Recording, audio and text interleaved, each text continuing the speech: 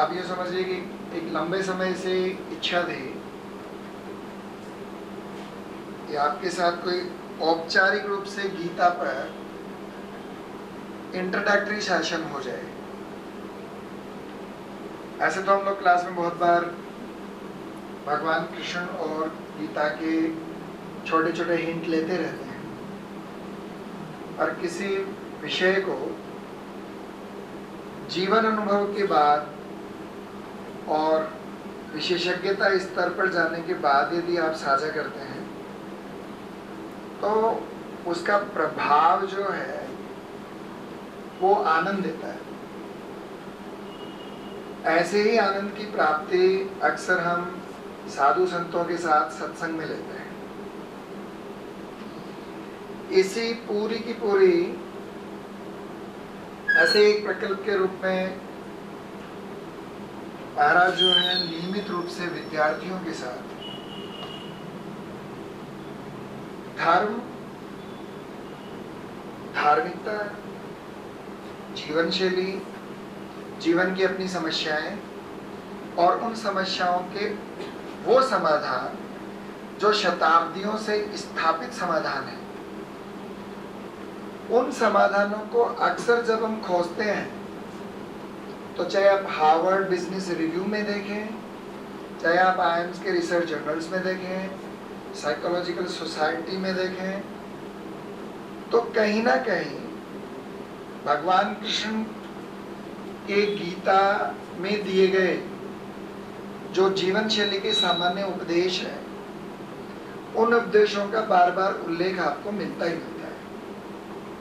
आप लोगों की आने वाले दिनों में परीक्षाएं हैं और आप जिस मंच मतलब जिस मौके पर खड़े हैं, चाहे 27-28 को होने वाली 28-29 को होने वाली दोनों परीक्षाएं, आरबीआई ग्रेड बी और उसके बाद में इसी जैसे पीओ,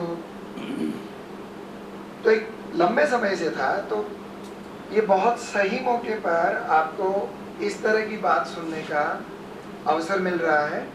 तो मैं कहूँगा कि कोई ना कोई ऐसा किंग्स पर ईश्वर कृपा का माहौल है जिससे आप विद्यार्थियों को ये वाली बात उस समय महाराज के मुख से सुनने को मिलेगी, क्योंकि एक लंबा समय जब आप किसी विचार के साथ गुजर देते हैं तो वह विचार भी सिद्ध हो जाता है।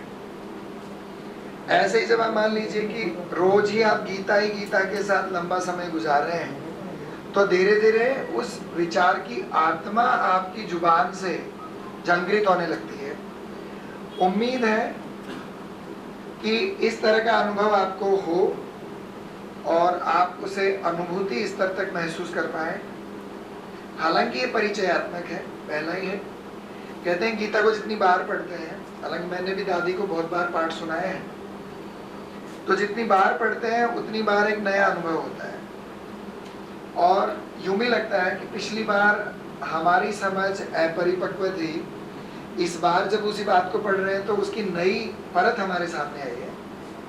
तो जीवन में जितनी पेचीदगियां बढ़ती जाएंगी उतनी ही सरलता से आपको गीता मदद के लिए हर समय आपकी मतलब तैयार खड़ी होगी। बस आपको सिर्फ एक प्रतिबद्धता लेनी है, उसे जब भी पढ़ें कोमलता और पवित्रता के साथ पढ़ें। किसी पूर्वाग्रह से पढ़ेंगे तो आप उसे धार्मिक ग्रंथ का नाम दे देंगे। धर्म की वो परिभाषा जो पौराणिक है वो नहीं, धर्म की वो परिभाषा जो राजनीतिक हलकों में है।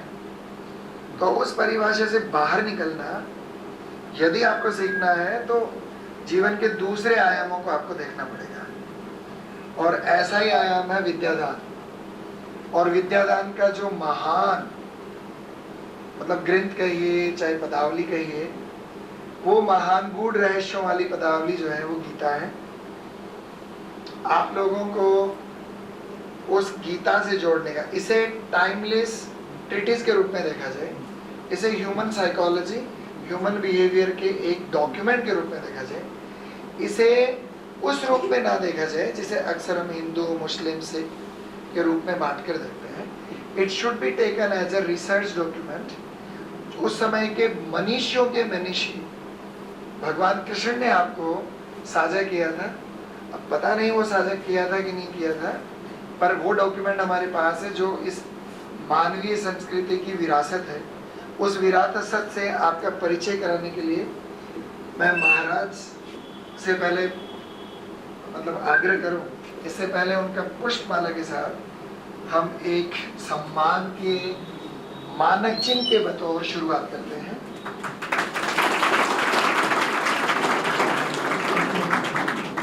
तो योगी जी आए और महाराज श्री का माल्यार्पण कर स्वागत करें।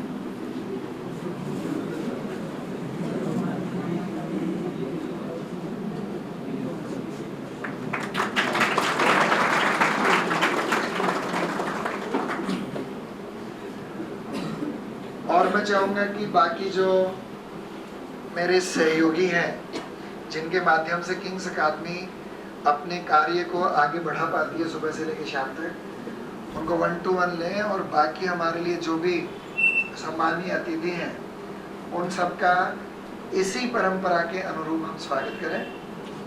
तो मैं बुलाना चाहूँगा विक्रम जट्राना,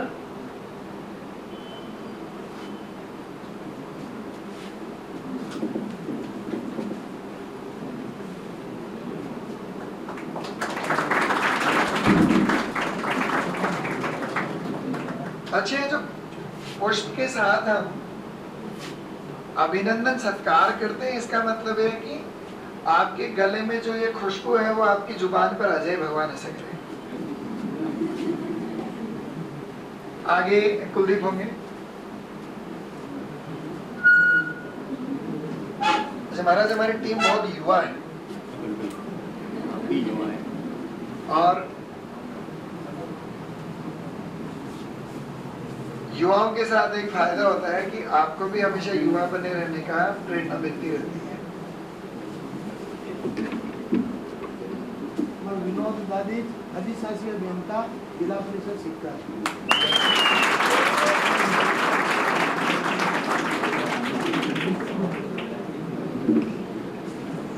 उधर कोमल होंगी, कोमल आइए।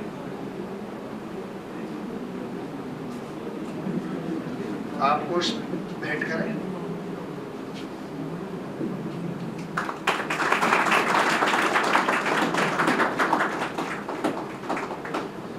मनोज होंगे,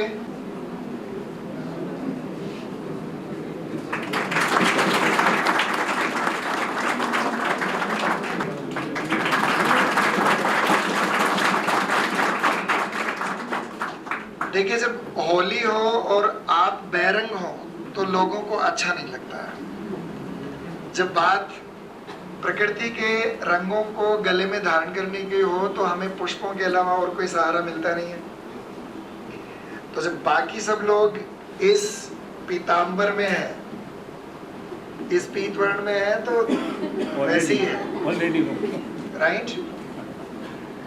मैं चूंकि बाकी जो टीम के सदस्य हैं उन सबको भी औपचारिक रूप से मैं चाहता हूँ कि उन्हें पुष्प भेंट कर दिए जाए, क्योंकि ये सब लोग उतना ही काम करेंगे। तो पहले तो हमारे आ जाए आप, हो गया, ओके, सो लेट्स स्टार्ट। महाराज का हो जाता है, सीधा हो जाता है। सो सीधा महाराज को, राइट। सबसे पहले माँ शारदा को नमन, जिसके मंदिर में हम सब बैठे हैं। आपके सामने विराजमान परम पूज्य भाई श्री संतोष सागर जी महाराज के पवन श्री चरणों में नमन। सभी गुरुजनों को नमन। आप सभी राष्ट्र के भावी कर्णधार युवाओं को नमन। आपके सामने विराजमान है परम पूज्य भाई श्री संतोष सागर जी महाराज। आप राजस्थान के बीकानेर जिले के श्री डूंगरगढ़ के हैं। राष्ट्र के युवा संत के रूप में आपकी एक बहुत सुंदर छवि है। आपने पूरे देश में लगभग 200 से 250 कथाएं करी हैं, राम कथा, भागवत कथा, शिव महापुराण, देवी पुराण, और विभिन्न विद्यालयों में जाकर आप बच्चों को प्रेरणादायी प्रवचनों से उनका उत्साहवर्धन करते हैं, उनको मार्गदर्शित करते हैं। आज हमारा सौभाग्य है कि महाराज श्री के साथ सीकर की इससे बहुत अच्छी एकेडमी किंग्स में हमें आने का अवसर मिला है। युवा संत हैं, लगभग आप ही की उम्र के हैं। अक्सर जाते हैं तो नन्हे मुन्ने बच्चों के बीच में हम जाते हैं तो हम ये कह देते हैं कि आप एक कच्ची मिट्टी हैं जिसको हम चाहे जो आकार दे सकते हैं, लेकिन आपके बारे में ऐसा नहीं कहा जा सकता है। आप अपना आकार ले चुके हैं। अब आपको अपना कैरियर बनाना है कि हमें किस दिशा में जाना है। और यहाँ पर जो लोग बैठे हैं, कोई MBA करना चाहता है, कोई बैंक अधिकारी बनना चाहता है, यानी राष्ट्र की जो वित्तीय स्थिति है उसको संवारने का काम आप लोग करने वाले हैं। शर्मा जी बहुत अच्छा बोल रहे थे अभी, आपने गीता के बारे में कहा, और भाई श्री का जो सबसे बड़ा संकल्प है, आपने सनातन धर्म यात्रा का एक संकल्प किया है। पूरे राजस्थान के 33 जिलों में जाकर हमारी जो पौराणिक पद्धति है, जैसा शर्मा जी कह रहे थे, उस पद्धति को पुनः ख्याति दिलाना, या आप जैसे युवाओं और स्कूलों में जो बच्चे पढ़ते हैं उनको संस्कारित करना और ये बताना कि हमारा केवल धर्म ये नहीं है कि हम पढ़ लिख कर कुछ बन जाएं और पैसा कमाएं। उससे जीवन को शांति नहीं मिल सकती, जीवन में सुख नहीं मिल सकता। इनका उदाहरण आप अनेक जगह देख चुके हैं। जिस तरह से देश में बड़ी बड़ी हस्तियां आत्महत्याएं कर रही है, जिसमें बड़ा नाम सुशांत सिंह के बारे में आप जानते हैं, जो IIT का टॉपर था, सब कुछ था उसके पास में, खूबसूरती थी, शोहरत थी, नाम था, पैसा था, लेकिन उसने आत्महत्या की। भाईश्री का यह संकल्प इसलिए है कि वर्तमान में जो परिदृश्य बन रहा है राष्ट्र में, जिस तरह से लोग बहुत ज्यादा कुंठित हो रहे हैं, एक दूसरे की सफलता से जल रहे हैं, या सब कुछ प्राप्त करने के बाद भी अशांत हैं, उसका इलाज क्या है?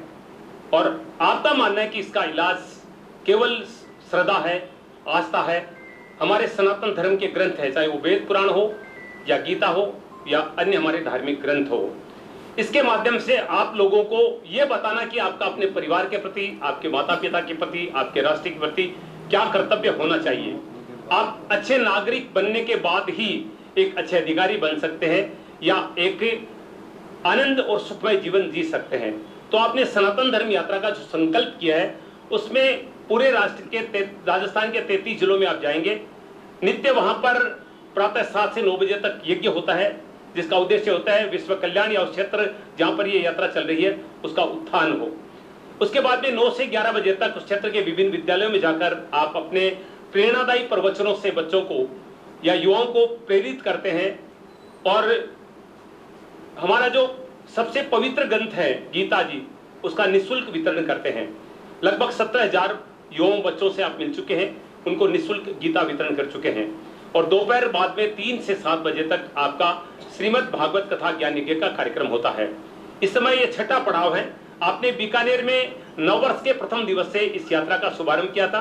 उसके बाद में आप गंगानगर गए, गंगानगर से हनुमानगढ़, हनुमानगढ़ के बाद चूरू और उसके बाद में झुंझुनू, और झुंझुनू से यहाँ पर सीकर के शोभा सरिया विश्राम गृह है, वहां पर आपका इस समय प्रवास है। वहां पर श्रीमद् भागवत कथा ज्ञान यज्ञ चल रहा है।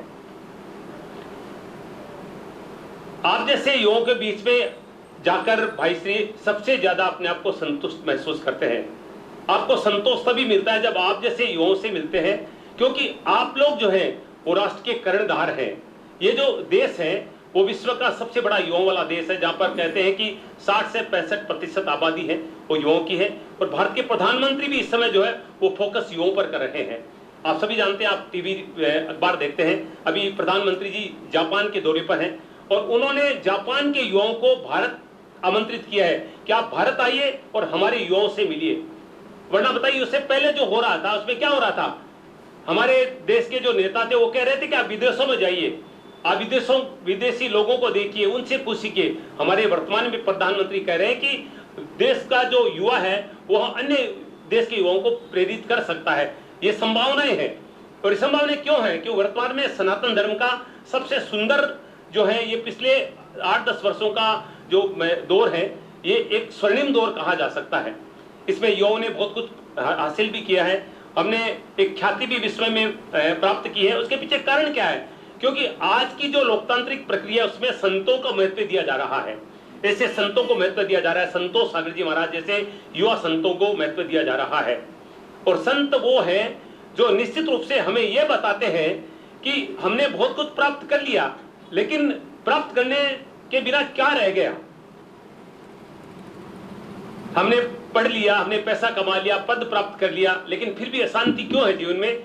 वो चीज संत बताते हैं, क्योंकि उन्होंने जीवन के अनुभवों से, हमारे ग्रंथों से, पुराणों से, गीता से वो सार प्राप्त किया है। वो सार आपको बताना चाहते हैं। तो मैं अधिक वक्त नहीं लूंगा क्योंकि हम काफी विलंब हो चुके हैं। मैं पूज्य भाई श्री संतोष सागर जी महाराज के पावन श्री चरणों में नमन करते हुए आपसे प्रार्थना करता हूं कि आपके सामने जो देश का युवा बैठा है, जो युवतियां बैठे हैं, वो निश्चित रूप से आपके अमृत वचनों से लाभान्वित होने के लिए तैयार हैं। तो आप अपने पावन श्रीमुख से हमारे देश की इस युवा पीढ़ी को संस्कारित करें, उनको गीता का सार बताएं और उनको जीवन का जो सही मार्ग है वो बताने का प्रयास करें। पूज्य भाई श्री संतोष सागर जी महाराज।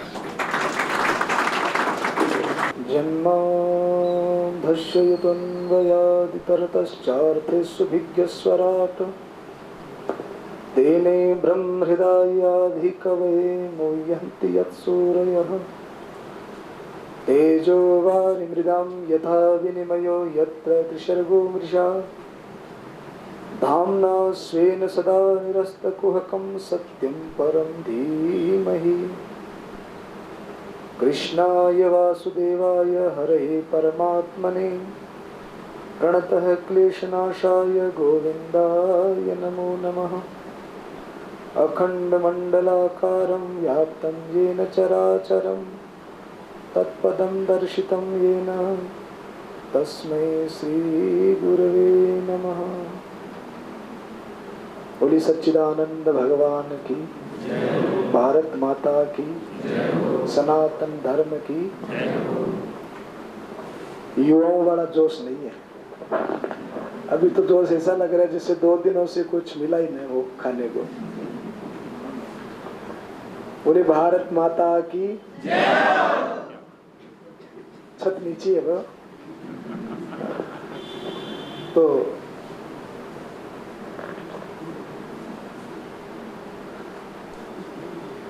पीछे से आप सबका मेरे को फेस दिखाई नहीं दे रहा है। ठीक है, ठीक है। थोड़े बाल सिल्की हैं तो फिसल रहा है, तो पीछे आप लोगों का फेस दिखाई नहीं दे रहा है। समस्या है, क्या करें? मैं खड़ा हो जाऊं?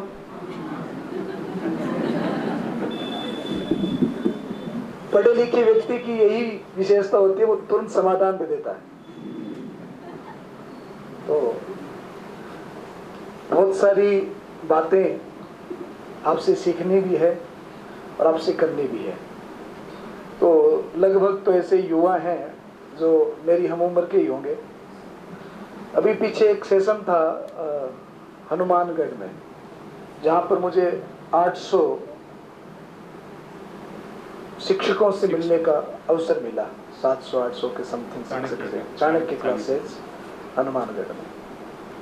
तो वहाँ पर बहुत अच्छी मेरी अनुभूति रही और वही का वही दृश्य आज मैं यहाँ पर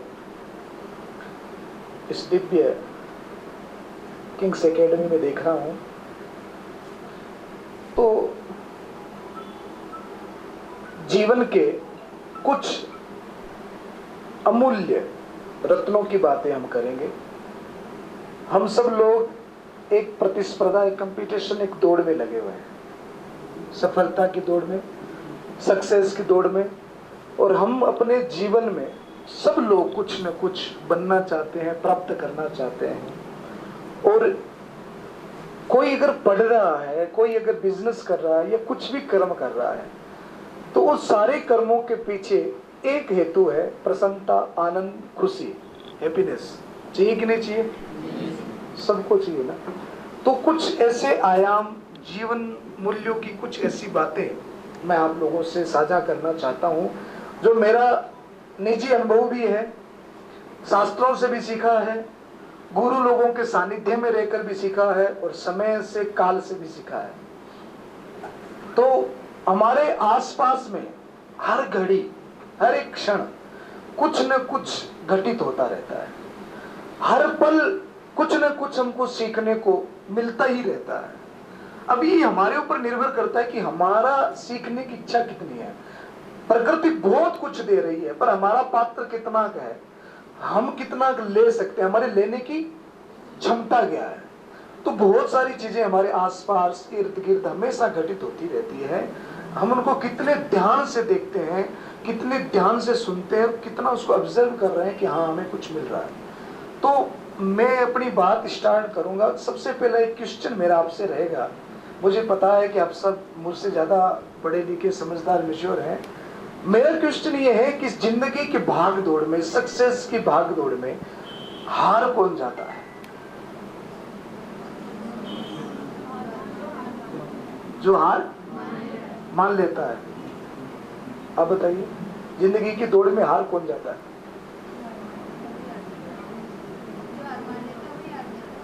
जो हार मान लेता है। कोई जबरदस्ती मना दे तो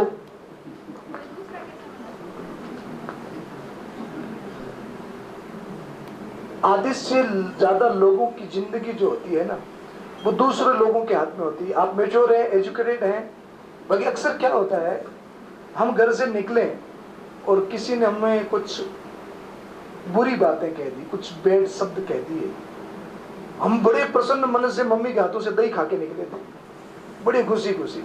पर कोई कमबख्त ऐसा मिल गया, घर से निकलते दो बुरी बातें सुना दी, तू ऐसा तू ऐसा तू ऐसा। इतने फ्रेश माइंड से निकले थे पर पूरा दिन खराब कर दिया उसने।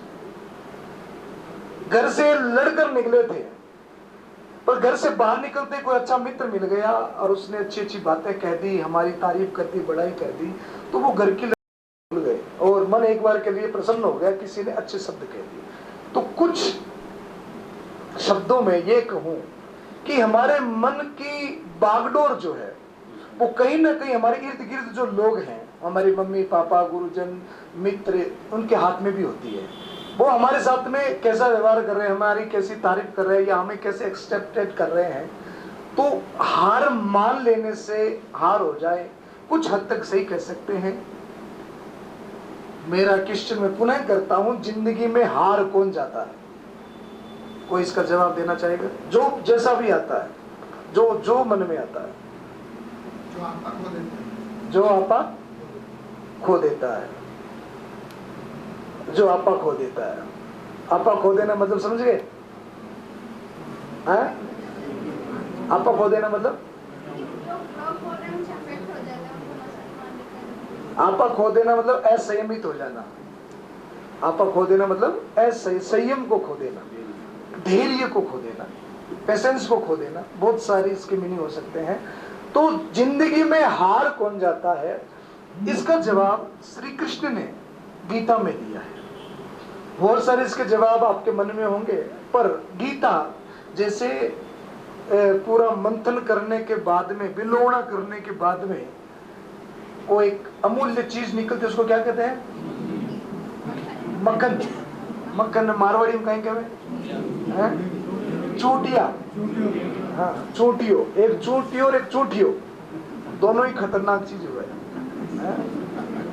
दोनों ही खतरनाक चीजें होती है। तो उसे कहते हैं चूटिया। तो ये मानो आप कि हमारे सनातन वैदिक पद्धति में जो 4 वेद थे, उन 4 वेदों का मंथन करके, निचोड़ करके 5000 वर्ष पूर्व श्री कृष्ण ने, शायद उनको पता था कि आगे कली काल में समय इतना व्यस्त होगा, एजुकेशन इतनी हाई होगी कि लोगों को समय नहीं मिलेगा। इतनी पढ़ाई अभी है कि हमें और कुछ सोचने को समय नहीं मिलता, और कुछ याद करने को और कुछ पढ़ने को समय नहीं मिलता, अपनी पढ़ाई पूरी नहीं कर पाते। तो शायद श्री कृष्ण ने उन वेदों का निचोड़ करके, एक मंथन करके, एक वो चूटिया बना करके गीता के रूप में हमको दे दिया कि अगर इस गीता को हम धारण कर लें तो जिंदगी के जितने प्रश्न उत्तर, जितने आयाम हमारे हैं, उन सारे आयामों के बारे में हमें पता पड़ जाए। तो श्री कृष्ण ने गीता में कहा, संशय आत्मा विनश्यति। क्या कहा? इस स्लोगन को याद करिएगा, यह आपके जीवन में बड़ा काम आएगा। संशय आत्मा विनश्यति, यानी कि आप जिस क्षेत्र में, जिस फील्ड में हो, जहां पर भी आप IIT कर रहे हो, MBA कर रहे हो, LLB कर रहे हो, कुछ भी कर रहे हो, आप जिस भी क्षेत्र में हैं, अगर आप अपने काम को लेकर के संशयात्मक हैं, अगर आपके मन में आपकी एजुकेशन, आपकी पढ़ाई, आपकी मेहनत को लेकर आपके मन में संशय है, तो श्री कृष्ण कहते हैं संशय आत्मा विनश्यति, वो फेल हो जाता है, वो फेलियर है। जिसको अपने आप के ऊपर बिलीव नहीं, कॉन्फिडेंस नहीं, जिसको आत्मविश्वास जिसको हम कह सकते हैं, तो वो जिंदगी में फेल है। तो सबसे पहली चीज है सफलता में, सक्सेस में, और जिंदगी की उस ऊंचाई को छूने की जिसकी अपन निरंतर कोशिश कर रहे हैं, तो उसके लिए सबसे ज्यादा जरूरी क्या है? सेल्फ कॉन्फिडेंस, आत्मविश्वास। संशय आत्मा विनश्यति। इसी लाइन में श्री कृष्ण आगे कह देते हैं, श्रद्धावान लभते ज्ञानम। आप स्कूल आते हो, कॉलेज आते हो, एकेडमी में आते हो, एक टीचर समान रूप से सबको पढ़ा रहा है, कोई भेदभाव नहीं हो रहा है, सबको समान रूप से शिक्षा मिल रही है। अब मुझे बताइए कि एक बच्चा 93% ला रहा है और एक 65% ला रहा है, ये डिफरेंस कहां आता है? किताबें एक जैसी है, टीचर्स एक जैसा पढ़ा रहे हैं, समय भी आपको एक जैसा ही मिल रहा है, पर एक 65 ला रहा है, एक 95 ला रहा है, डिफरेंस कहां रह जाता है? फर्क कहां रह जाता है? अच्छा, आप ये भी मत कहना कि भगवान ने कोई भेदभाव किया है। 2 आंखें सबको दी है, 2 हाथ सबको दिए हैं, वैसे ही मस्तिष्क भी भगवान ने सबको एक जैसा ही दिया है। कोई 19-21 का फर्क हो सकता है, बाकी कोई फर्क नहीं। मगर आपसे पूछूं, क्या जमीन से तेल निकलता है? बोलिए ना, जैसे हम लोग निकलता है। जमीन से घी निकलता है? नहीं निकलता। थोड़ा सोच लो,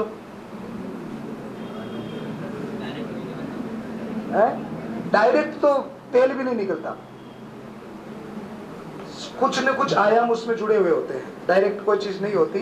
पर उत्पादन का मुख्य हेतु जमीन है, उसके बगैर भी कुछ नहीं हो सकता, इसके बगैर भी कुछ नहीं निकल सकता। तो जमीन से घी भी निकलता है, घास उगाओ, गाय को खिलाओ, घी आ जाएगा, बिलोना करो, घी निकलता है। जैसे जमीन के अंदर सारी चीजें मौजूद हैं, वैसे ही ये हमारा मस्तिष्क भी एक जमीन की तरह है, ये बड़ा उपजाऊ है, इसके अंदर सारी की सारी चीजें मौजूद है, बस जरूरत होती है मंथन करने वाले की। तो एक बच्चा 65 और एक 95 ला रहा है, ये फर्क कहाँ रह जाता है? ये फर्क रह जाता है लेने के तरीके में। सामने से मिल रहा है, पर हमारा पात्र कितना बड़ा है, हम कैसे ले रहे हैं, उसके ऊपर ये डिपेंडेंट होता है। तो मेरा कहने का तात्पर्य है, जिंदगी में वो हार जाता है, संशय आत्मा विनश्यति। तो आज मैं आपको एक नई स्टोरी, जो अभी तक मैंने कहीं नहीं सुनाई है, आपको एक नई स्टोरी सुनाता हूं। एक प्राचीन काल में एक मगध के राजा हुए, जिनका नाम था जरासंध। नाम सुना है? जरासंध। अभी मगध कहाँ है? वाह, नाइस। बिहार के राजा हुए, जिनका नाम था जरासंध। आप उन जरासंध रहा है तो वो राक्षस, पर मैंने शुरू में कहा था कि अगर आदमी सीखना चाहे तो वो कहीं से भी सीख सकता है। तो जरासंध के बारे में ये कहा जाता है कि श्री कृष्ण के साथ में उनका 17 बार युद्ध हुआ। कितनी बार? अब देखो, उनका कंपीटिटर कौन है? स्वयं भगवान परमात्मा। आदमी अगर प्रथम तो कंपटीशन के चक्कर में, प्रतिस्पर्धा के चक्कर में पढ़ना नहीं चाहिए, और अगर पढ़ गए हो तो कंपटीटर ऐसा चुनो जो दुनिया में उसके समान कोई न हो। अगर हार भी गए तो घाटा नहीं है कि यार हारा भी तो किस आदमी से हारा, और जीत गए तो फिर बात ही क्या कहने है। तो जरासंध ने किसको चुना? श्री कृष्ण को चुना। और युद्ध कितनी बार हुआ? 17 बार हुआ। अब देखो बेशर्मी की हद देखो, आदमी एक बार आ जाए दोबारा हिम्मत करेगा? अगर दोबारा हिम्मत भी कर ली तो तीसरी बार करेगा क्या? तीसरी बार भी अगर कर ली, किसी 7 वाले ने प्रोत्साहन दे दिया, तो चौथी 5वीं बार तो हार जाए तो मर जाना चाहिए, इतनी बेशर्मी होनी चाहिए। और इस जरासंध से देखो कितनी बार युद्ध किया उसने? 17 बार। और 17 बार वो हारा, पर उसने अपनी कोशिश को इतनी शिद्दत से किया, इतना सेल्फ कॉन्फिडेंस उसका जबरदस्त था कि 18वीं बार भी चला गया। और 18वीं बार तो भगवान को ही शर्म आ गई और भगवान को रण छोड़ करके भागना पड़ा।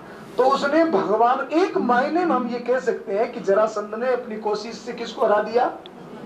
श्री कृष्ण को हरा दिया, भगवान को हरा दिया। यानी कि हमारी कोशिश में इतनी ताकत है, इतनी पावर है कि हम भगवान को भी हरा सकते हैं। तो इस संसार की चुनौतियां तो हमारे सामने कुछ भी नहीं है। तो अपने सेल्फ कॉन्फिडेंस को बढ़ाने के लिए, आत्मविश्वास बढ़ाने के लिए, एक सक्सेस का जो आपने एक दायरा जो निश्चित किया है, हमारे गुरुदेव हमसे हमेशा कहा करते थे कि बेटा लक्ष्य जो है ना वो हमेशा आसमान का रखना। आसमान का लक्ष्य रखोगे तो पेड़ की जितनी ऊंचाई तो मिल ही जाएगी, और लक्ष्य ही अगर पेड़ है तो अक्सर मैं युवाओं से जाकर पूछता हूँ आप क्या करना चाहते हैं, तो कोई कहता है मैं सीए बनना चाहता हूँ, कोई कहता है मैं डॉक्टर बनना चाहता हूँ, कोई कहता है ये बनना चाहता हूँ, कोई कहता है ये बनना चाहता हूँ। अरे आप अपने लक्ष्य को, हालांकि डॉक्टर सीए का लक्ष्य भी कोई छोटा नहीं है, पर आप इससे भी और बड़ा सोच सकते हो। एक बार हमारा मॉरिशस में जाना हुआ तो एक हमारे बंधु थे, बिहारी बंधु। मैंने उनसे पूछा सर आप क्या करते हैं, तो उन्होंने कहा सर हम इंडिया से है तो आप देख लो हम क्या करते हैं। मैंने कहा इंजीनियर हो क्या, बोले हाँ। हम लोग इससे ज्यादा सोच नहीं पा रहे हैं। आपको पता है रतन टाटा, धीरू भाई अंबानी, इनके यहाँ पर कितने सीए काम करते हैं, कितने इंजीनियर्स काम करते हैं। हमको बड़ा सोचना है, छोटा सोच करके अपने आप का, अपनी बुद्धि का अपमान न करें। आप अपने जीवन में बड़ा सोचिए, ऐसा कुछ सोचिए। सबसे पहली जरूरी चीज तो है कि हम अपने सेल्फ कॉन्फिडेंस को बढ़ाएं, आत्मविश्वास को बढ़ाएं। दूसरी चीज मैं ये कहता हूं कि आप कभी ये समझ सोचना कि यार मेरी सहेली जो है वो बैंकिंग की तैयारी कर रहा है, मुझे भी इसी में जाना है, वो सीए की तैयारी कर रही है, मुझे भी इसी में जाना है। आप सबसे पहले अपने टैलेंट को खोजिए, आप अपने अंदर वो चीज ढूंढिए जो आपसे बेटर कोई नहीं कर सकता, जो आपसे ज्यादा अच्छा कोई नहीं। हमारे सर जिला परिषद में अफसर हैं, इनका ये टैलेंट था, पढ़ाई की, आज अविडिया सर्विस में लग गए। अब इनको कहते कि सर डांस करके दिखाओ, आपको वहां जाना चाहिए, कर सकते हैं क्या? तो इनका अपना एक टैलेंट था, आपके अंदर भी एक खूबी है, एक विशेषता है, जो आप कर सकते हैं वो कोई दूसरा नहीं कर सकता। मैं एक कहानी अक्सर सुनाता हूं। एक कंपटीशन, एक प्रतिस्पर्धा जिसमें एक बंदर है, एक भालू है, एक घोड़ा है, एक ऊंट है और एक हाथी है और एक मछली है। कंपटीशन ये है कि पेड़ पर पहले कौन चढ़ेगा। अब बताओ उसमें कौन जीतेगा? बांदरो जीत जाओगे तो कौन जीतेगा? बंदर जीत जाएगा। अब इसी कंपटीशन को थोड़ा उल्टा कर दो, वो पानी में तैरना, तो कौन जीतेगा? मछली जीत जाएगी। तो बेचारे हाथी को तो सुसाइड कर लेना चाहिए, न तो वो पेड़ पर चढ़ पाया, न वो पानी में तैर पाया, तो उसको तो मर ही जाना चाहिए। यार इतना बड़ी बॉडी, इतना बड़ा मेरा शरीर है और मैं दोनों काम नहीं कर पाया। अगर रेस की बात हो तो कौन जीत जाएगा? घोड़ा जीत जाएगा। तो उन सबका अपना अपना एक टैलेंट है। तो सबसे पहले जरूरी यह है कि हम अपने आप को प्रतिस्पर्धा में न झोंके कि ये कर रहा है तो मुझे भी यही करना है। सबसे पहले हम ये खोज करें, हम अपने अंदर ये ढूंढें कि मेरे अंदर क्या विशेषता है, ऐसा भगवान ने मुझे कौन सी ऐसी चीज दी है जो मेरे से बेटर, मुझसे ज्यादा अच्छी कोई नहीं कर सकता। आत्मविश्वास, अपने अंदर के टैलेंट को खोजना। और तीसरी चीज है जिसको हम कहते हैं पुरुषार्थ। पुरुषार्थ मीन्स क्या? कर्म। अपने पुरुषार्थ को, पुरुषार्थ कैसा होना चाहिए? बोले जो काम हम कर रहे हैं उसमें पूरी शिद्दत होनी चाहिए। ये नहीं कि हम जो पढ़ने के लिए बैठे हैं तो बीच बीच में कभी इंस्टाग्राम चेक कर रहे हैं, कभी ट्विटर चेक कर रहे हैं, कभी फेसबुक चेक कर रहे हैं। अगर ऐसा हुआ तो हम फेलियर हो जाएंगे। आप जिस काम को कर रहे हो 100% आपको उसे देना होगा। अगर आप उसमें सफल होना चाहते हो तो 100% देना होगा। उसकी भट्टी में अपने आप को झोंकना होगा। अगर आपने ऐसा कर दिया तो मैं आपको गारंटी देता हूं कोई अपनी सक्सेस से अपने को रोक नहीं सकता। तो मैं यहाँ पर मूलतः आपकी सक्सेस के लिए बातें नहीं करने आया हूँ, मैं मूलतः ये बातें करने आया हूँ। आप कोई डॉक्टर बने, कोई बैंकिंग बने, कोई सीए बने, एलएलबी करे, जो करे, पर इन सब चीजों से ज्यादा जरूरी है एक अच्छा मानव बनना, एक अच्छा इंसान बनना। सही कह रहा हूँ कि गलत कह रहा हूँ? डॉक्टर की और सीए की जितनी जरूरत आज नहीं है, उससे भी ज्यादा जरूरत है आज के समय में अच्छे इंसान की। अच्छा, एक महाभारत के एक 4 पात्र हैं। ये भी मैं आज आपको एक नई बात बता रहा हूँ। पता नहीं आप सबके चेहरे देख देख के मुझे नई नई बातें याद आ रही है। पात्र है महाराज, पात्र है। पात्र है, वास्तव में पात्र है। और क्या होता है ना कि इनके सबके चेहरे जो है ना वो खिले हुए हैं। खिला हुआ गुलाब पसंद है कि सड़ा हुआ? तो अब सबके चेहरे जो है ना वो बड़े खिले हुए से लग रहे हैं। तो महाभारत के 4 पात्र मैं आपको सुनाता हूँ जो बड़े ही दार्शनिक हैं। महाभारत का सबसे पहला पात्र है दुर्योधन, जानते हो? महाभारत का दूसरा पात्र है शकुनी, जानते हो? महाभारत का तीसरा पात्र है अर्जुन, जानते हो?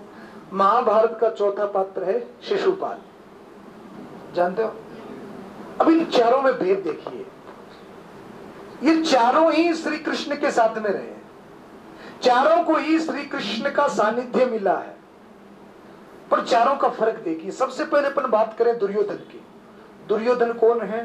बोले महाराज, दुर्योधन अंदर से भी बुरा है और बाहर से भी बुरा है। जैसा उसके अंदर है वैसा उसकी जुबान पर भी है। ऐसे लोगों से समाज को ज्यादा हानि नहीं। पता है कि बुरा है, हम अपने आप दूरी बना लेते हैं। वो अंदर से भी बुरा है और बाहर से भी बुरा है, तो हानि तो है पर इतनी नहीं है, क्योंकि हमें पता है कि यार बुरा आदमी है, इससे दूर रहना। अब दूसरा आदमी है शकुनी।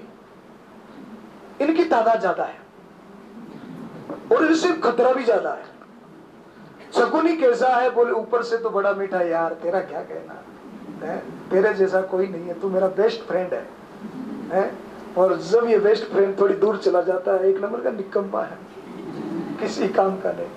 तो हमारे यहाँ पर सबसे ज्यादा तादाद किसकी है? शकुनी की है। शकुनी कैसा? बोले अंदर से बुरा और बाहर से, महाभारत के सीरियल में देखा ना, भांजे कितना मीठा बोलता है, तो वो अंदर से क्या है? बुरा है, पर बाहर से मीठा है। ऐसे लोगों से बहुत ज्यादा खतरा है। ये समाज को तोड़ने का काम करते हैं, ये ईर्ष्या का, द्वेष भावना का काम करते हैं। अगर 4 फ्रेंड का अपना सर्किल है, अगर उसमें एक शकुनी है ना, वो सबको तोड़ कर रखेगा। तो उन शकुनियों से सावधान, क्योंकि हमारे ऊपर सबसे ज्यादा फर्क इसी चीज का पड़ता है कि हम अपना सबसे ज्यादा टाइम स्पेंड जिसके साथ में कर रहे हैं वो लोग कैसे हैं। अगर माँ बाप के साथ में ज्यादा है, गुरुजनों के साथ में ज्यादा टाइम स्पेंड होता है, या फिर अपने यार मित्रों के साथ में ज्यादा टाइम स्पेंड हो रहा है, तो सबसे मोस्ट इंपोर्टेंट है कि वो कैसे है। ये चुनाव आपको बड़ी सावधानी से करना होगा। अगर आप अपने जीवन में सफल होना चाहते हैं, शांति चाहते हैं और अपने उचित, अपने योग्यता के अनुसार आयामों को छूना चाहते हैं, तो आपको ये देखना होगा कि अपने आसपास जो मेरे मित्र हैं वो कैसे हैं, मेरी फ्रेंड्स कैसी, मेरी सहेली कैसी है, आपको ये देखना होगा। तो दूसरा पात्र कौन? शकुनी, सावधान। और तीसरा पात्र है शिशुपाल। शिशुपाल कैसा है? बोले शिशुपाल अंदर से बहुत पवित्र आत्मा है, अच्छा है, पर उसकी जबान जो है वो बहुत कड़वी है। समाज में ऐसे लोग होते हैं कि नहीं होते हैं? हम लोग कहते भी कि यार बोलता कड़वा है पर आदमी अच्छा है, सच्चा है, तो वो शिशुपाल है। तो ऐसे लोग हानिकारक भी नहीं है, फायदेमंद भी नहीं है। क्योंकि वाणी में तो जैसे सर ने कहा ना कि गुलाब, क्या सर क्या कहा आपने, बहुत सुंदर लाइन कही, ये खुशबू जुबान पर आ जाए। तो वाणी तो मीठी ही होनी चाहिए, हम जहां बोले तो इत्र के जैसे सुगंध खुल जानी चाहिए। और चौथा पात्र है अर्जुन। आप सबका फेवरेट भी अर्जुन होगा, यस या नो? नहीं है? क्यों है? हाँ, कर्ण को फेवरेट को उसकी तुलना में बराबर, बिल्कुल। अर्जुन फेवरेट नहीं है, उसका एक कारण तो देना होगा आपको। वो पांडव थे ना जी, वो चांदी की चम्मच लेके पैदा हुए थे, मतलब अच्छे घर में पढ़े लिखे, ऐसे कुछ अच्छा मिला उनको जी। करण उसी माँ की औलाद था, लेकिन वो एक गरीब के घर में, जो उसका राधा के परिवार में था वो जी, वहाँ से बड़ा हुआ है। फिर उसने शिक्षा के लिए बहुत ज़्यादा स्ट्रगल किया, बहुत किया। फिर वो उस लेवल पे आ गया जिस पे अर्जुन था। जी, तो वो हर मायने पे अर्जुन से तो बेटर ही है। नहीं बेटर तो था, पर अर्जुन कम था ऐसा हम नहीं कह सकते। करण भी बेटर था, उसकी कोशिशें भी बेटर थी, उसका जो चाहने की जो शिद्दत थी वो अर्जुन से भी ज्यादा थी, ये हम कह सकते हैं। नहीं तो संगत खराब हो गई ना, संगत खराब हो गई, संगत खराब हो गई, नहीं संगत खराब ही थी उसकी। ये अभी बहस का मुद्दा नहीं है, इसके लिए हम अलग बहस करेंगे, ये लंबा चलेगा, मेरे को 4 बजे कथा करनी है। तो अर्जुन जो है वो श्री कृष्ण का प्रिय था, तो मैं ये समझता हूँ कि कृष्ण ने अगर उनका चुनाव किया है, और महाभारत में अर्जुन से ज्यादा बड़ाई, मैं आपके नॉलेज के लिए बता देता हूँ, आप अगर मुझसे पर्सनली मिलेंगे तो मैं आपको 100 उदाहरण दे दूंगा। भगवान श्री कृष्ण ने अर्जुन से भी ज्यादा तारीफ कर्ण की है, और हर मायने में कर्ण वास्तव में अर्जुन से श्रेष्ठ थे। पर अर्जुन जो है वो एक ऐसा पात्र थे जो ऊपर से कर्ण के साथ में क्या घटित हुआ, उस कर्ण के भाग्य को कर्म से हम जोड़ सकते हैं। उसमें अर्जुन का कोई ऐसा नहीं था कि कर्ण का बुरा हो। तो अर्जुन जो है वो ऊपर से भी अच्छे थे और अंदर से भी सब तरीके से वो अच्छा था। तो जो कृष्ण ने उसको दिया वो दूसरा कोई ले नहीं पाया। ज्ञान कृष्ण ने सबको दिया, समान रूप से समझाया, पर जो अर्जुन ने प्राप्त किया वो कोई दूसरा प्राप्त नहीं कर पाया। तो हम जो लोग इस कक्ष में अभी बैठे हैं ना, आप सब युवा, आप सब अभी वर्तमान में अर्जुन की भूमिका में हो। किसकी भूमिका में हो?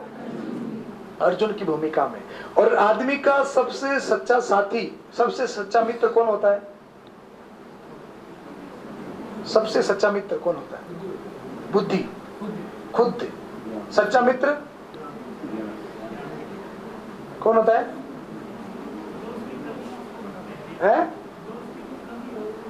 बहुत बहुत सुंदर जवाब। और कोई आदमी का सबसे सच्चा साथी? उसका विवेक। सर के लिए ताली बजाओ। सबसे सच्चा साथी अगर आपका कोई है तो वो है आपका खुद का नॉलेज, आपका खुद का ज्ञान, आपका खुद का विवेक। इससे आपको पता है, एक संस्कृत में एक स्लोगन है, एक श्लोक है, राजा पूजिते स्वदेशे विद्वान पूजिते सर्वदेशे। यानी एक राजा जिसके पास हाथी घोड़ा बंगला गाड़ी मकान रथ औजार सब कुछ है, उसके पास सारी संपत्ति है, पर उसकी पूजा कहां पर होती है? स्वयं के क्षेत्र में, जहां पर वो जन्मा है, जहां पर उसको लोग जानते हैं। पर अगर कोई विद्वान आदमी है जिसको बहुत नॉलेज है, बहुत ज्ञान है, तो उसकी पूजा सर्वदेश में होती है। और आपकी हर समस्या का हल केवल और केवल आपका ज्ञान है। तो रात दिन, अभी आपको पता, सनातन धर्म को सर्वश्रेष्ठ धर्म क्यों कहते हैं? एकदम दिव्य। सनातन धर्म में एक आदमी की मानक आयु है 100 वर्षों की। कितनी? 100 वर्षों की। इस 100 वर्षों की आयु को आप 4 भाग में बांटो तो 25 वर्ष। तो कई लोग तो मुझे पता है इस आयाम को पार कर गए, 25 वर्ष से ज्यादा हो गए। तो ये 25 वर्ष का जो टाइम है, इसको गोल्डन पीरियड कहते हैं। ये सबसे ज्यादा महत्वपूर्ण समय है। इसको जिसने समझ लिया, इसकी इज्जत कदर जिसने कर ली, आगे के 75 साल उसके बड़े आनंद में, बड़े सुखी होते हैं। और 25 से 35 साल, एक दशक जो होता है ना, ये एक दशक क्या होता है? बोले इस एक दशक के पास में, भारत के हर युवा के पास में एक पद हो, एक सम्मानजनक जिंदगी हो, इज्जत हो, मान सम्मान हो, पैसा हो, पद हो। 35 साल की उम्र में ये सारी चीजें आपके पास में होनी चाहिए। अगर 35 साल तक आप ये सब अर्जित नहीं कर पाए हो, पैसा नहीं कमाया, पद नहीं लिया, एक समाज में प्रतिष्ठा कायम नहीं की, मान सम्मान इज्जत नहीं कमाई, तो यह समझ लो कि 36वां वर्ष जिस दिन आपको प्रारंभ होता है, उस दिन से आप निचली ग्रेड में आने लगते हो। बहुत कम रूप में ऐसा होता है, एक आध कोई अपवाद हो जाए कि बहुत लंबी उम्र में जाकर वो सफलता प्राप्त करे, बाकी सफलता प्राप्त करने की उम्र यही है। आपको पता है स्वामी विवेकानंद को जानते हो? स्वामी विवेकानंद की डेथ हुई तो उनकी आयु कितनी थी? 39। और 39 की उम्र में स्वामी विवेकानंद जी के पास में पद भी था, सम्मान भी था, परिचय भी था, मान सम्मान।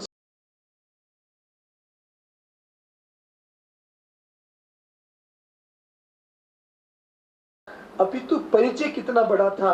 बोले आज 128 देशों में ऐसा कोई देश नहीं जहां स्वामी जी को पढ़ाया न जाता हो और जहां पर उनको जाना न गया हो। तो समय, स्वरूप, बुद्धि, समथिंग परमात्मा ने एक जैसा सबको दिया है। अब हमको कोशिश करनी है कि हम उसको अपने तरीके से, अपने कल्याण के लिए, अपने उच्चतम शिखर के लिए उसको कैसे एक्सेप्ट करके उसको अपने जीवन में उतारे, ये कोशिश हमको करनी है। आज मैं आपको ये नहीं कहने आया हूं कि आपको ये पढ़ना ही पड़ेगा। मैं आपको सिर्फ इतना बताने आया हूं कि आप नर्सरी से लेकर LLB, MBA, IIT जो भी करते हैं, आप कितनी किताबें पढ़ते हैं?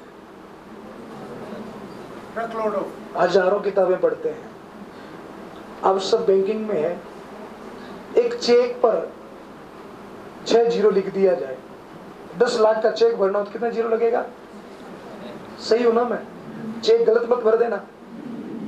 10 लाख के चेक में कितने जीरो लगेंगे? 6 जीरो लगेंगे। अगर उसमें एक न लगाया जाए तो है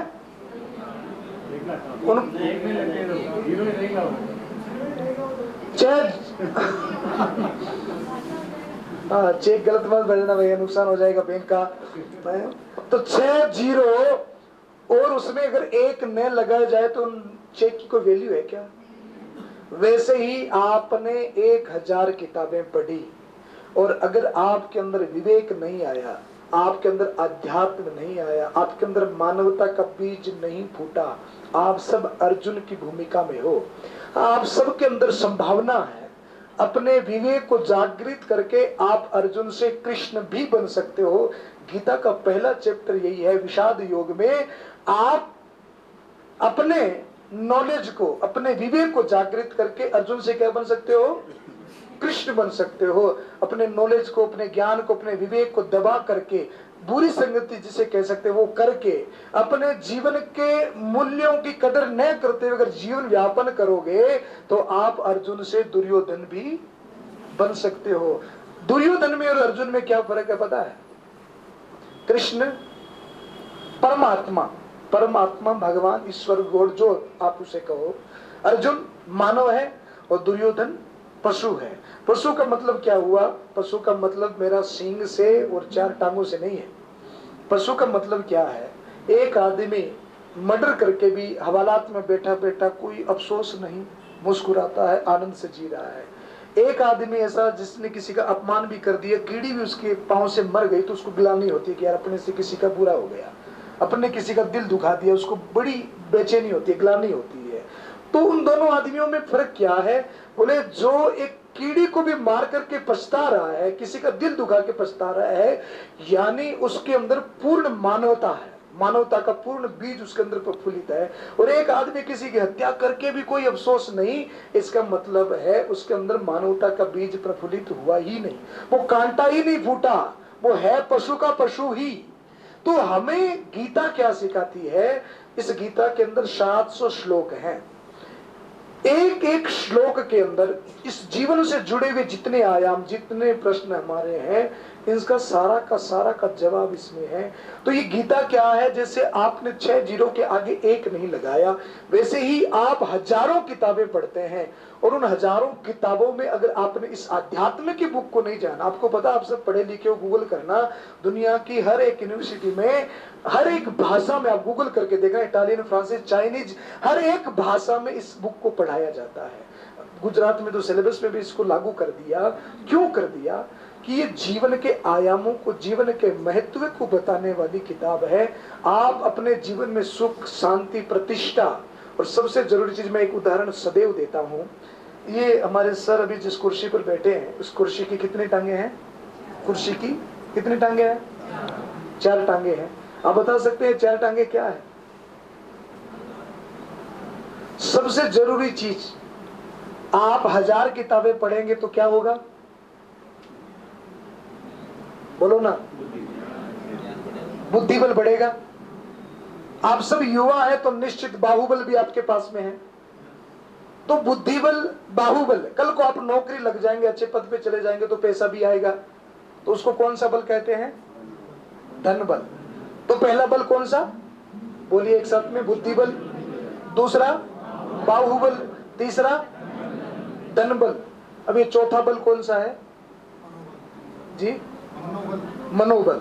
तो इस कुर्सी की एक टांग निकाल दी जाएगी तो 3 टांगे काम करेगी क्या? वैसे ही आपने धन कमाया, पद कमाया, प्रतिष्ठा कमाई, पैसा कमाया, जिम जाकर अच्छी बॉडी भी बना ली, पर अगर आपके पास में मनोबल नहीं है तो सब कुछ बेकार है। जैसे सर ने सबसे पहले हमारे शिव कुमार जी ने, ये बहुत बड़े पत्रकार हैं, एसेंस सुजला इनका चैनल है जिसपे 100 करोड़ से भी ज्यादा व्यूज है इनके। तो आप कल्पना करिए कि एक मनोबल नहीं होने से, कुर्सी की वो एक टांग नहीं होने से जैसे कुर्सी नहीं टिक सकती, वैसे के वैसे अगर आपके पास में मनोबल नहीं है तो आपका धन बल, बुद्धि बल ये बिल्कुल भी बेकार है, नथिंग। तो आपको इस किताब को पढ़ने से क्या प्राप्त होगा? और ये इतना बड़ा चैलेंज है इस किताब को पढ़ना और समझना कि अगर इस चैलेंज को कोई युवा पूरा कर ले तो दुनिया का कोई चैलेंज उसके लिए बड़ा नहीं रह पाता। अक्सर हमारे धर्मगुरुओं से ये समाज में ऐसी गलती हुई कि गीता कौन पढ़े? बोले दादी नानी पढ़े। भाई साहब रिटायर हो गए? बोले हाँ। बोले लो गीता पढ़ो।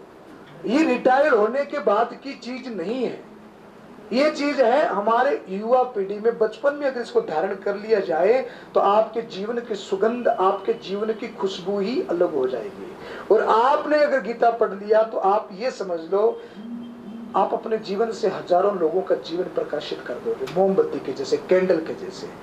कई लोगों का देखो मोमबत्ती भी पिघलती है और आइसक्रीम भी पिघलती है, तो दोनों के पिघलने में फर्क होता है। आइसक्रीम पिघलती है तो वो केवल नष्ट होती है, किसी को लाभ नहीं देती, और मोमबत्ती पिघलती है तो बोलो ना हजारों के जीवन में प्रकाश कर। अब आपको चुनाव करना है कि आपको आइसक्रीम बनना है कि मोमबत्ती बनना है? आपको ऐसे ही अपने जीवन को पिघाल कर नष्ट करना है या अपने जीवन के कुछ ऐसे हेतु करने हैं जिससे लोगों को लाभ हो, लोगों की जीवन सुरक्षित हो, हमारे से किसी को लाभ हो, हमारे द्वारा किसी का भला हो। हमको अपना जीवन वैसे बनाना है। सबसे पहले अपने अंदर मानवता को प्रकट करना है। अगर आप सक्सेस चाहते हो तो मैं आज आप लोगों के बीच में इसीलिए आया हूं कि गीता में कर्म की प्रधानता बताई गई है। कर्मण्येवाधिकारस्ते मा फलेषु कदाचन। मैं अब अपने आपसे लास्ट क्वेश्चन करता हूं। बातें तो मेरे पास में बहुत ही है, शाम तक बोलता रहूंगा तो भी खत्म नहीं होगी। तो मेरा आपसे लास्ट क्वेश्चन ये है कि कर्म के ऊपर कौन कौन विश्वास करता है? कर्म के ऊपर, पुरुषार्थ के ऊपर। कई तो हाथ उठाने में बड़ा कंजूसी कर रहे हैं। एक टीचर स्कूल में गए और उन्होंने बच्चों से कहा कि जो सबसे ज्यादा आलसी है उसको मैं साइकिल गिफ्ट करूंगा। तो एक ने इतना हाथ ऊपर किया, एक ने इतना किया, एक मेरे जैसा कोई ऐसे ही बैठा था। तो सर ने पूछा क्या आपको साइकिल नहीं चाहिए? बोले सर साइकिल तो चाहिए पर हाथ ऊपर कौन करे। तो कर्म की ऊपर आप सबको विश्वास है, सबने हाथ ऊपर किया। अब मेरा दूसरा क्वेश्चन, भाग्य के ऊपर कौन कौन विश्वास करता है?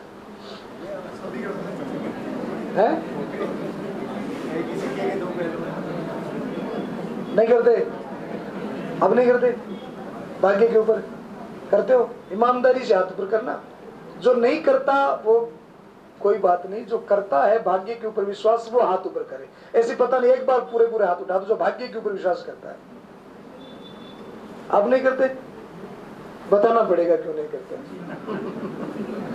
ताकि हमको भी थोड़ा सा पता पड़े।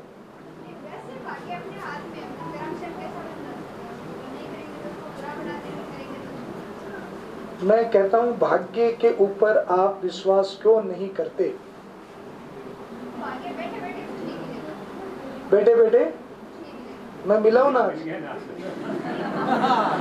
कहा। अरे भैया मैं आपके पास आया हूं, आपने कोई कर्म किया क्या इसके लिए? तो महाराज प्रारब्ध हो सकता है, प्रारब्ध हो सकता है प्रारब्ध से भाग्य का। ये बात इनके ऊपर लेवल की हो जाएगी। प्रारब्ध वो बातें अपने को नहीं करनी है, अपने को कर्म और भाग्य की बात करनी है। तो भाग्य भी होता है आटे में नमक जितना। हमारा भारत जैसे देश में जन्म हुआ है, क्या ये हमारा भाग्य नहीं है? बोलिए ना। आपके पेरेंट्स अच्छे हैं तो पेरेंट्स आपको अच्छे मिले, क्या आपका भाग्य नहीं है? शर्मा जी जैसे टीचर आपको मिले, क्या ये भाग्य नहीं है? तो भाग्य भी होता है, भाग्य जैसी चीज भी होती है, पर कर्म प्रधान होता है। कर्म करिए, मेहनत करिए और मैं आज आपसे मिलने के लिए आया हूं, तो मेरा स्वभाव, मैं जहां भी जाता हूं तो गिफ्ट दे के ही जाता हूं।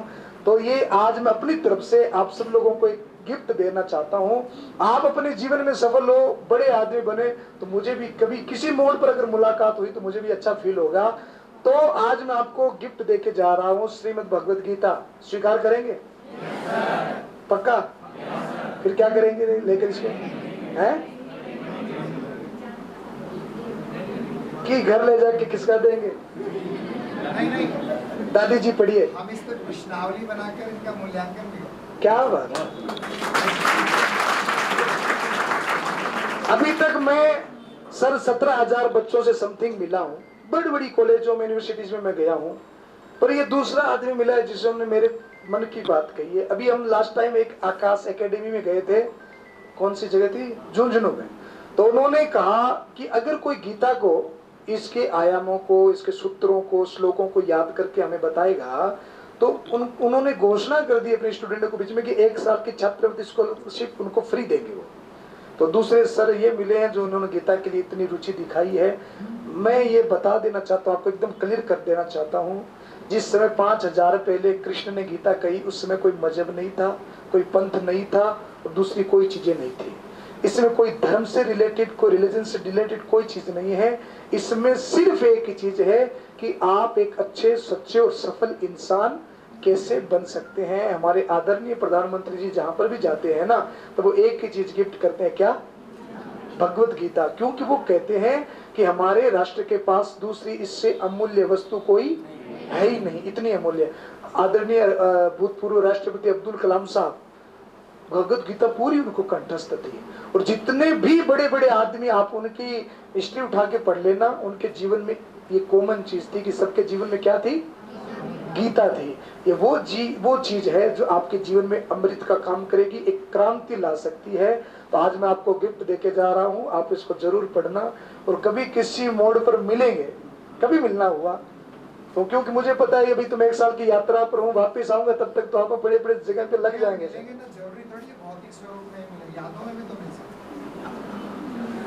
आज सर कौन किसको याद करता है? सब कोई, फिर भी कहीं ना कहीं सर कहते हैं तो शायद हो सकता है कहीं ना कहीं याद आ जाऊं।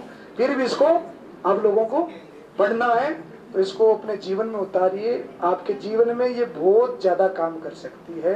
तो एक बार जोरदार जयकार लगाए, भारत माता की जय, सच्चिदानंद भगवान की जय। नमस्कार। बोले आज के आनंद की।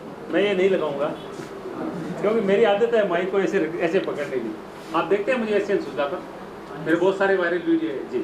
तो अब मैं इसलिए निकला क्योंकि मेरे बाल सिल्की है ही नहीं, मेरे तो बाल भी थोड़े। मैं एक बार क्या कटिंग करवाने, वाइश्री का जो भी ये प्रवचन हुआ है, ये YouTube चैनल है वाइश्री का, संतोष सागर जी महाराज, जिनके पास मोबाइल है अभी आप सर्च कर सकते हैं। आज तो बहुत कम बोला है, बहुत कम टॉपिक पर बोला है, इतना अच्छा बोलते हैं कि अगर आप सर्च करेंगे इनका चैनल, इनकी कथाएं भी लाइव हो रही है। और आज का जो आपका प्रोग्राम है जिसको हमने कवरेज किया है, कल ये YouTube पे आ जाएगा। संतोष सागर जी महाराज के नाम से है। क्या नाम से है? हाँ, तो आप जरूर इसको सर्च करके वीडियो को लाइक करके आप अपने साथियों को भी भेजना। आपको अच्छा लगा आज का जो ये सेशन था? ईमानदारी से बताइए। बहुत अच्छा लगा, बहुत बढ़िया। निश्चित रूप से आपके जीवन में परिवर्तन करने वाली ये बातें हैं। तो आपको ये जो गीता जी दी जा रही है, आप इसको पढ़ें। तो क्योंकि शुरुआत में शर्मा जी ने कहा था कि मैंने दादी को बहुत सुना है, तो हमने आज तक यही हुआ कि या तो मरणासन व्यक्ति को गीता सुनाई जाती है कि मरने वाले इसको गीता सुना दो ताकि इसका कल्याण हो जाए। जबकि कल्याण का टाइम भाईश्री ने जैसा कहा है कि 25 या 35 वर्ष तक होता है। अब मैं जैसा भाई जी बता रहे हैं, मैं पत्रकार हूँ और मैंने 15 साल से पत्रकारिता की है। मैं कमेंटेटर भी हूँ। सीकर में मैंने अनेक बार क्रिकेट की कमेंट्री की, आकाशवाणी का कमेंटेटर हूँ। शिव कुमार तिवारी नाम सुना होगा आपने। तो मुझे कभी इतना 15 वर्षों में जितना आनंद नहीं आया जितना मैं पिछले 1.5 महीने से भाईश्री के साथ में हूँ। आपने मेरी वीडियो देखी और मुझसे संपर्क किया, उन्होंने कहा कि मेरी एक ऐसी यात्रा है, अगर आप मेरे साथ रहे तो मुझे बहुत अच्छा लगेगा।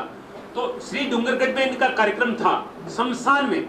आप कथाएं कैसे स्थानों पर करते हैं जहां पर कोई नहीं करता, ऐसे लोगों को सुनाते जो लोग सुनना नहीं चाहते। भागवत में कड़वी बातें करते हैं।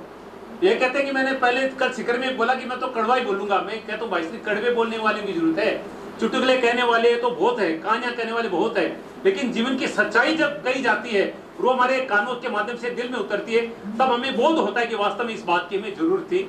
तो मैं आपसे निवेदन करूंगा कि आप इनकी यात्रा 1 साल तक चलेगी। जहां भी जाएंगे हर स्कूल के वीडियोज हैं वो यूट्यूब पर मिलेंगे, तो आप इनको सर्च जरूर करना।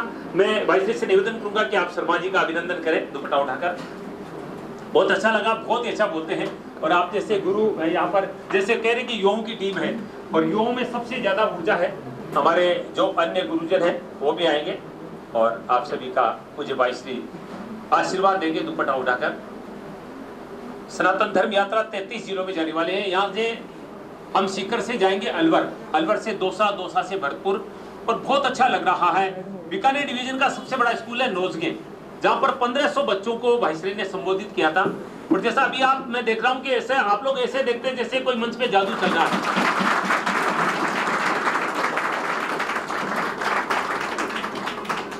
तो आपको दादी को नहीं सुनाना, आपको खुद को पढ़ना है। आइए, जो हमारी युवा टीम है यहाँ की किंग्स की, मामले में मैं आगे बताऊंगा अभी। नहीं, दादी को सुनाना भी अच्छा है, ये बात है, लेकिन इस उम्र में सुनाना है वो बिल्कुल बिल्कुल बिल्कुल सही है। बहुत अच्छा लगा। और बड़ी बात यह है कि भाईश्री जहाँ जाते हैं तो बच्चे एक बार गंभीर हो जाते हैं, सीरियस हो जाते हैं, तो भाईश्री कहते हैं कि एक बार मुस्कुराइए, लेकिन आपको ये करने की आवश्यकता ही नहीं पड़ी। आप बड़े हंसमुख हैं और जीवन में आप हमेशा ऐसे हंसते रहे और ऐसी खूबसूरती आपके चेहरे पर बनी रहे, भगवान से यही कामना करते हैं। और उम्मीद है कि आज का जो सेशन है वो आपको बहुत ही अच्छा लगा है और आपके जीवन में एक नई क्रांति पैदा करेगा भाईश्री का आज का ये उद्बोधन है, प्रवचन है, ऐसी हम उम्मीद करते हैं। तो आप सभी का हाँ, भाईश्री का जैसा मैंने आपको बताया कि जो हमारा कल्याण हॉस्पिटल है उसकी गली में जो शोभा सरिया गेस्ट हाउस है, वहां पर भागवत का कार्यक्रम चल रहा है। अगर आप सुनना चाहें या आपके परिजन को आना चाहें तो आप उनको जरूर सूचित करें। और 7 दिन की इस यात्रा का, और मैं अब निवेदन करूंगा आदरणीय विनोद जी इनानिया इंजीनियर साहब, जो यहाँ पर जिला परिषद में अधिशासी अधिकारी हैं, वो भी आप युवाओं को मोटिवेट करें कि आपने सफलता कैसे प्राप्त की, उसका राज भी बताएं।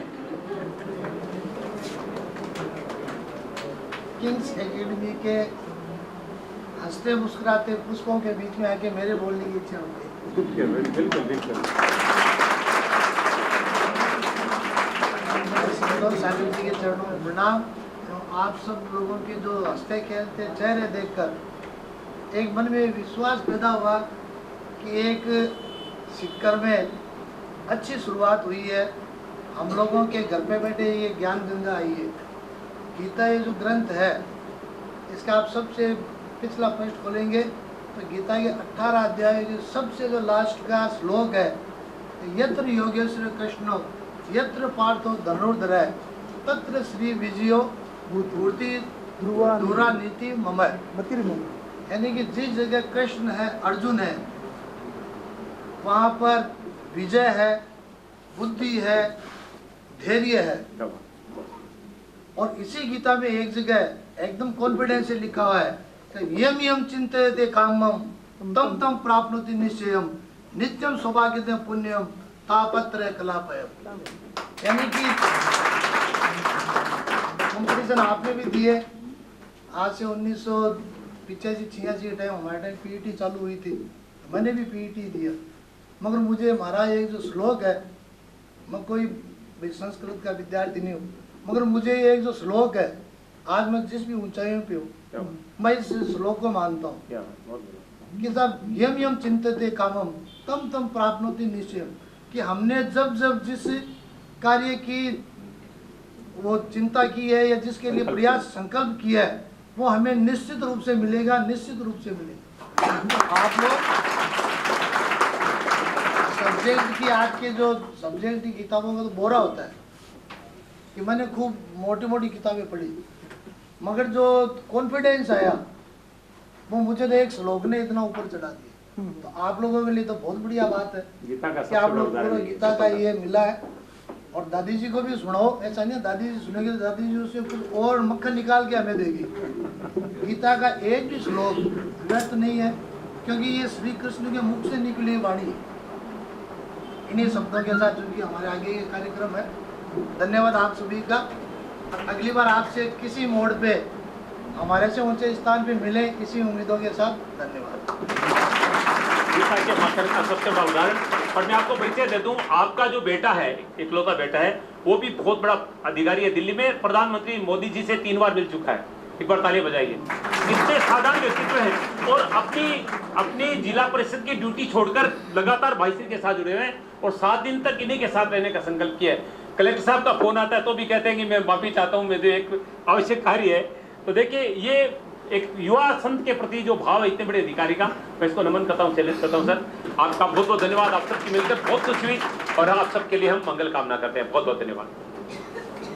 पहले भी आपको कई बार कहा है कि जब हम डाइवर्स पर्सनैलिटीज से मिलते हैं तो हमारा जो एक्सपोजर है वो हमें सोचने के लिए एक अलग दिशा देता है। संपूर्ण दुनिया जो है वो एक एनर्जी कंटिन्यूम है। जब आप अलग अलग तरह की एनर्जी के संपर्क में आते हैं तो आपके विचार उसी से प्रभावित होते हैं। अभी ये जो प्रभाव है ऊर्जा का, वो कुछ समय तक आप पर रहेगा, क्योंकि अभी जिस ऊर्जा क्षेत्र में आप हैं उस ऊर्जा क्षेत्र में आपने अनुभव कर लिया और आपकी पूरी की पूरी बायोमैकेनिज्म उस एनर्जी से एक बार हैक हो गई है। तो कुछ समय के लिए हैक होने पर यदि पॉजिटिव एनर्जी ने हैक किया है तो आपकी जो इवेंट के बाद की फीलिंग है वो पॉजिटिव होगी। लेकिन ऐसा भी तो हो सकता है ना, आप किसी दूसरे नेगेटिव एनर्जी फील्ड में आए और आपकी बायो हैक हो जाए और हैक होने के बाद लंबे समय तक आप पर उस तरह का इम्पैक्ट रहे। ऐसी ही एक एनर्जी फील्ड है जो हम रोज़ महसूस करते हैं। और मैं अक्सर क्लास में कहता हूँ, 2 चीज़ों से आप बच कर रहना, डाउट एंड डिसबिलीव। आपका सबसे बड़ा दुश्मन है, वो महाराज श्री ने अपनी संस्कृत वाली वाणी में कही, संशय जो है, डाउट और डिसबिलीव। लेकिन पहले तो पॉजिटिव फील्ड, आप इतना पॉजिटिव फील्ड खुद का तैयार करें कि सामान्य एनर्जी फील्ड आपको प्रभावित ना कर सके। उसके लिए व्यक्ति में एटीट्यूड चाहिए, और एटीट्यूड का मतलब होता है मुझे खुद पर यकीन है। जैसा उन्होंने कहा कि वो यत क्या था, यम यम चिंतते। अच्छा, मैंने जब ये तो मैं बहुत छोटा था, आई वॉज इन क्लास 3 जब मैंने पहली बार गीता के साथ दादी को, तो सुबह बिलोना बिलोते थे। अब शर्त ये थी कि दादी पढ़ी हुई नहीं थी और उन्हें गीता सुननी है। तो छोरा एक काम कर, मैंने एक पाठ पढ़ा जा। अच्छा, मुझे भी नहीं पढ़ना आता था, 3री कक्षा का विद्यार्थी क्या पढ़ सकता है। तो जितना शुद्ध अशुद्ध करके मेरा पहला परिचय वैसे हुआ, और मेरी ज़िंदगी में जितना परिवर्तन, या मैं कहूँ जो बीज रोपे हैं, वो मेरी अनपढ़ दादी ने रोपे हैं। और मोस्ट इंटरेस्टिंग ये है, मेरा ये मानना है कि आदमी में इतना एटीट्यूड होना चाहिए अपने सम्मान को लेकर कि इस स्तर से नीचे मैं नहीं गिरूंगा। जैसे मेरा ये मानना है कि कम से कम मैं 100 परिस्थितियों में 99 बार झूठ नहीं बोलूंगा। एक बार बोलूंगा तो तब बोलूंगा जब दूसरे का सम्मान प्रभावित ना हो, मेरे की मुझे कोई समस्या नहीं है। तो आप कुछ मापदंड तय कर लीजिए, और मेरा पहला मापदंड यही है, आप सत्य बोलना शुरू करिए। उसके बिना एनर्जी फील्ड बिल्ड ही नहीं होगा। आपकी रियल जो स्ट्रेंथ है, दैट इज योर ऑनेस्टी। आपको नहीं बोलना है तो चुप रहिए ना, किसने कहा आपको बोलिए।